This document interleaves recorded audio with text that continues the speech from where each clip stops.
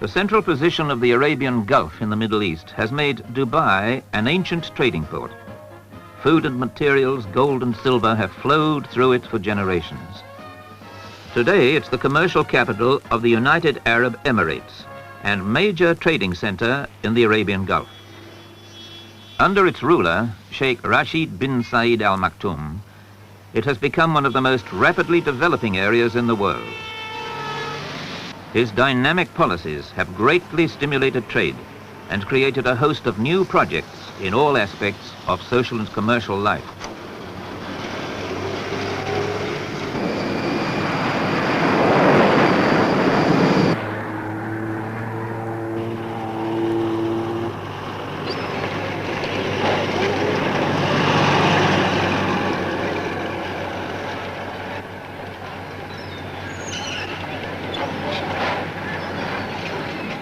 But the vigorous development of Dubai has meant that many ships have arrived with cargoes from all parts of the world and found there weren't enough berths for them all.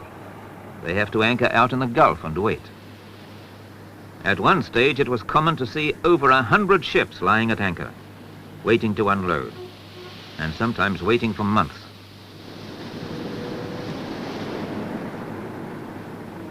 Sheikh Rashid realized the problem needed large-scale action and needed it immediately. His Highness remembered the area called Jebel Ali beside the Gulf, close to the main road running through the Emirates. He realized the possibilities of building a great harbor that would berth dozens of ships and be the focal point for a vast new industrial complex. Another opportunity to guarantee the economic future of Dubai. In 1976, His Highness outlined his plan. A harbor as big as the ports of London or New York, to take 70 or 80 ships with drafts up to 14.5 meters and completed in 4 years. And develop around the harbor a wide range of facilities for mariners and industrial activities. To build such a harbor meant excavating enough earth to build a wall around the world, 1/2 meter wide and 3 meters high.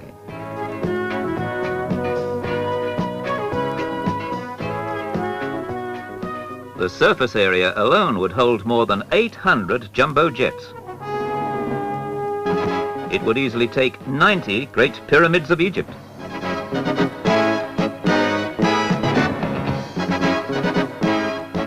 Or more than 150 35,000-ton tankers.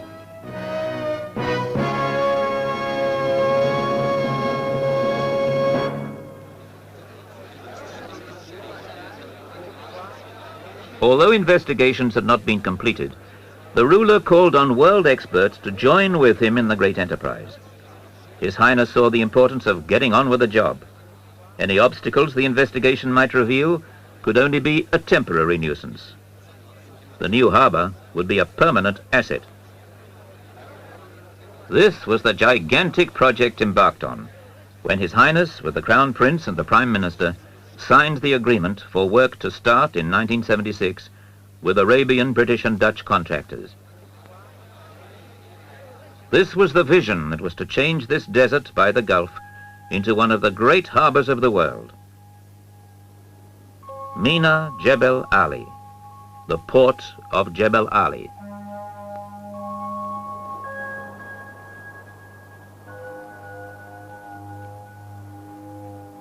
In May 1976, survey teams moved onto the site. So began the long process of turning a vision into reality.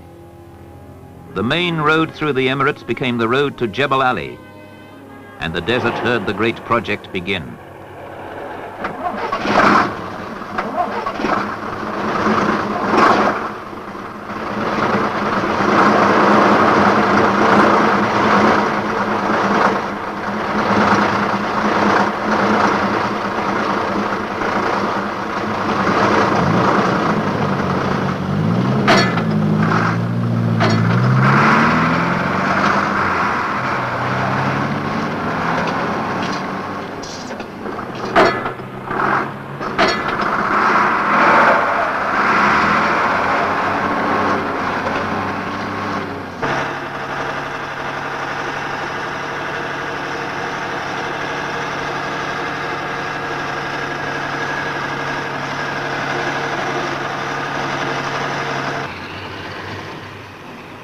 Creating the great harbour called for the largest construction equipment that had ever been made anywhere.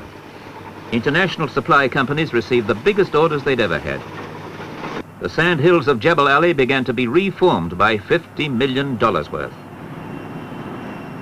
By mid-1976, buildings and roads began to appear.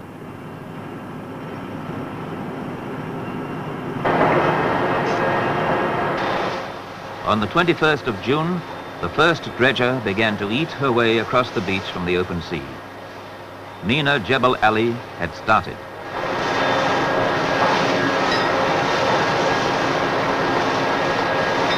Cutters such as these were lowered underwater from 8 dredgers that had been mobilized from all available sources, while special jumbo dredgers were being built in Holland and 2 giant dipper dredgers were towed from North America. Working 24 hours a day, they began to form the entrance channel, and the sea began to flow into the desert.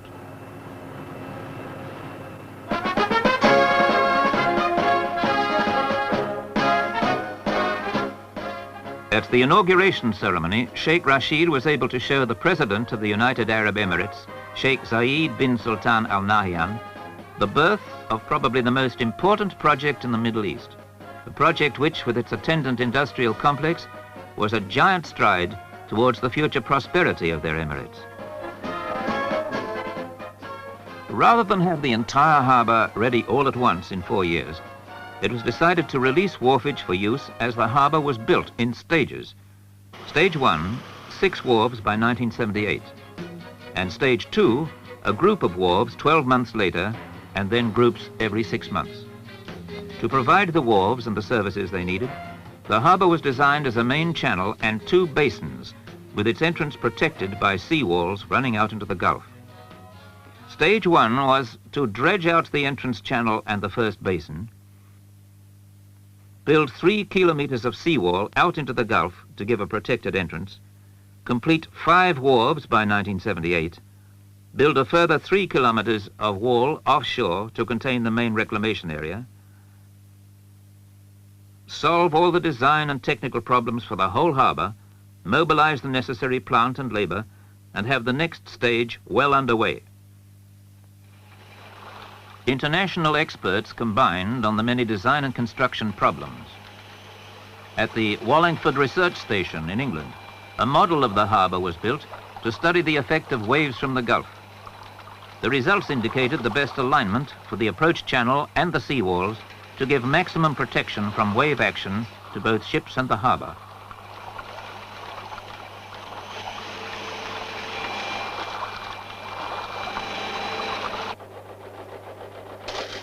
A total length of 3 kilometers of seawall was called for, made from over 1 million tons of rock.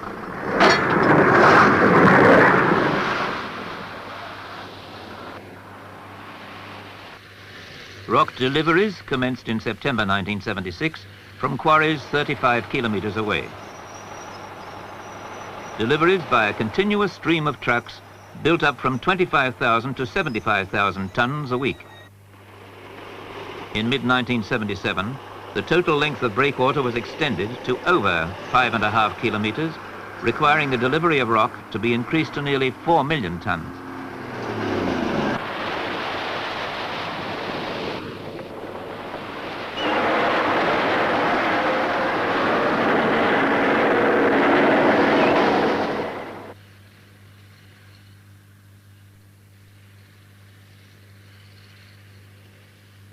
To house the army of workers, a new town was built close to Jebel Ali, where none had been before. Over 300 homes in the desert, with fresh water, electricity and drainage, a school and clinic, and all the essentials of a modern town. At the time His Highness made the decision to build the harbour in June 1976 and complete it in 4 years, no design for the project had been considered. Normally, the design alone would take several years. The only way to meet the schedule was to mobilize every bit of equipment and material in sight and set them to work instantly. Before many months had passed, great cavities began to appear amongst the sandhills. To protect the breakwaters that ran out into the Gulf from the continual wave action, 31,000 concrete blocks called staybits were made to armour the seawalls.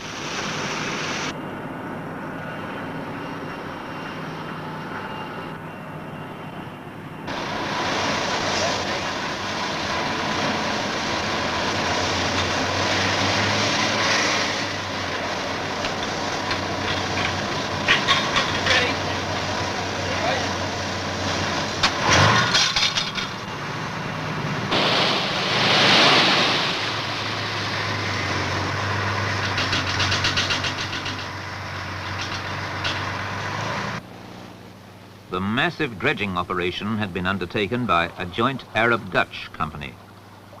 Their analysis of dredging out the harbour at the fast rate the ruler asked for indicated that normal dredgers were inadequate and called for the building of 4 giant dredgers with the extremely high power of 2,000 horsepower per cutter.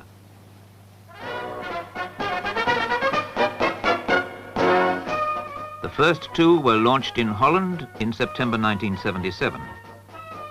The first was launched by Mrs. Ahmed Baker, the wife of the man who put together the worldwide expertise that made Jebel Ali possible.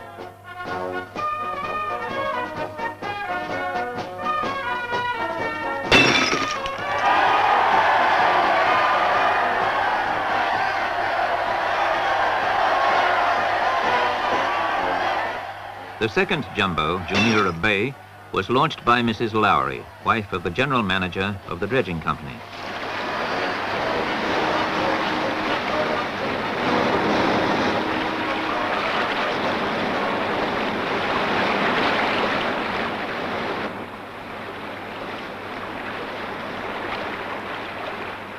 The jumbo dredgers were floated 12,000 kilometers from the North Sea to the Arabian Gulf on Giant II, the world's largest submersible barge.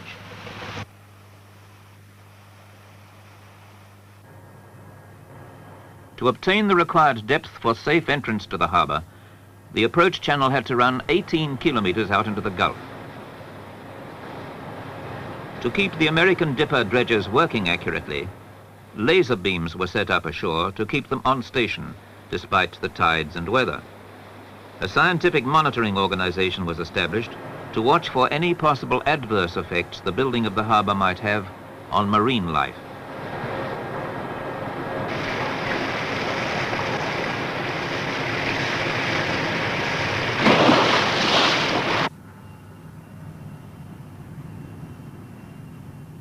Early investigation had revealed a hard material in the substrata that prevented the use of sheet piling for the wharf walls.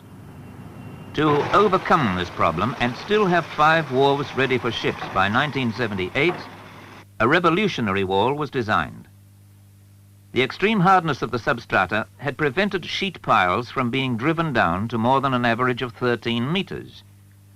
The revolutionary idea was to use tubular steel piles joined together by interlocking clutches to prevent the layers of sand which were being retained from escaping between them.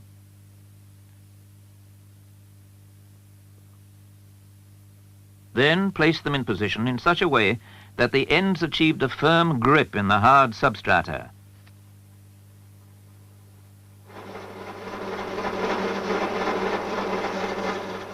To do this, a work routine was established of drilling several holes at a time down to a depth of 13 meters, and then drilling out the necks between them to make a long slot. Steel piles were then inserted down to the depth of each hole. An auger was let down the inside of each pile to drill out a further 5 meters. After the spoil had been removed, each pile was vibrated down the remaining 5 meters, taking off a thin slice of the inside wall as they went, thus ensuring that the ends were tightly held in the hard substrata. The tubular piles were then cleaned out and a concrete plug placed in the bottom of each. A capping beam was cast over the piles and tie rods fixed the piles to an anchor wall. This unique solution meant that the first quays could now be completed on schedule despite the problem.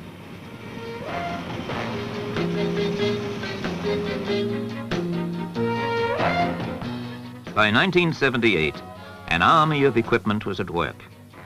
On the land, giant excavators, drag lines and trucks.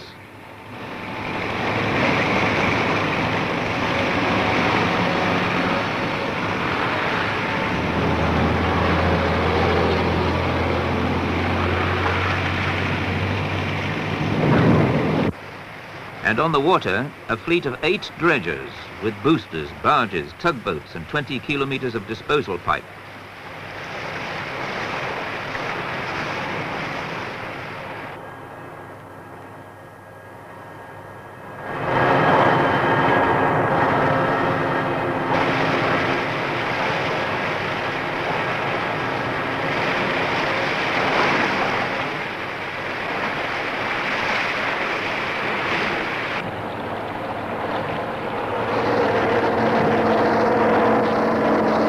Behind the massive dispersal of equipment, the workforce had risen to over 4,000 men. The end of stage 1 began to appear.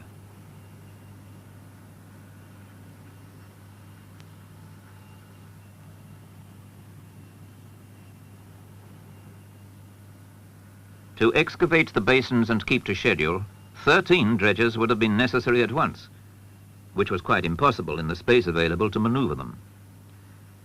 It was therefore decided, after extensive tests, to de-water the area by pumping out the underground water. The basins could then be excavated in the dry, using open-cut excavation methods, and the quay walls could be constructed in the dry at the same time.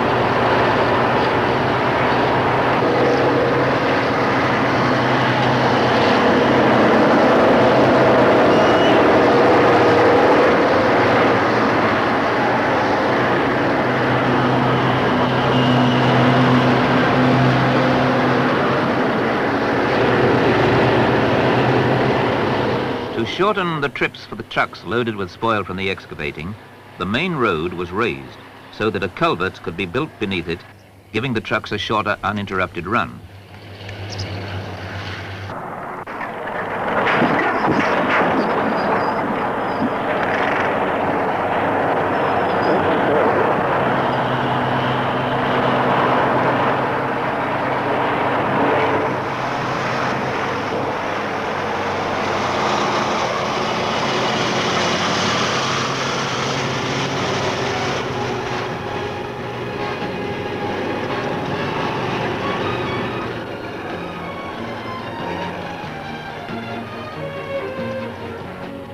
The bulk of material dredged and excavated was utilized for reclamation and the raising of land for industrial development.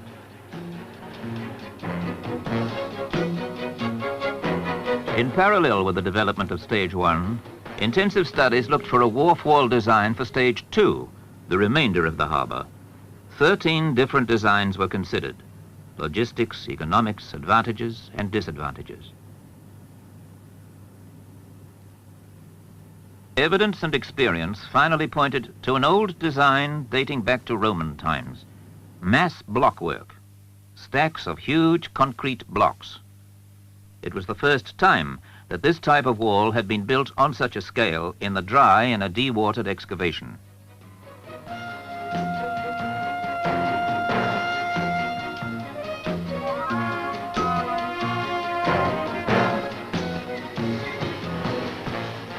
To make and lay the staggering total of 65,000 blocks required in the time allowed presented formidable logistical problems.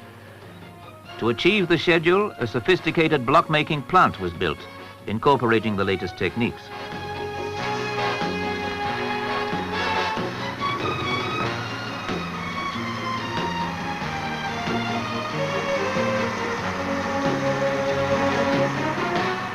"40 trucks had to work continuously, day and night, 7 days a week, hauling 25,000 tons of aggregate a week from the quarries in the Hatta Mountains 130 kilometers away. Cement had to be shipped in from overseas at the rate of 1,000 tons a day. Every concrete mix had to be used within the hour, and 140 45-ton blocks had to be made and laid every day. Using all available modern techniques and worldwide experience, this gigantic effort was set in motion and maintained, making the completion a reality.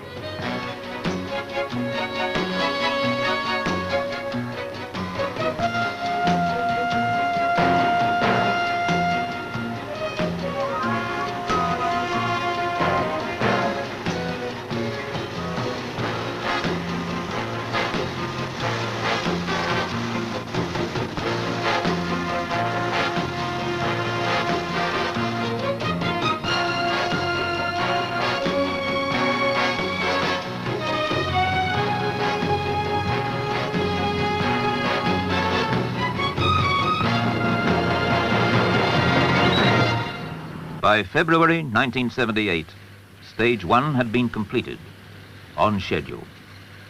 5 berths were ready. All design and construction problems had been solved, and the next stage was well underway.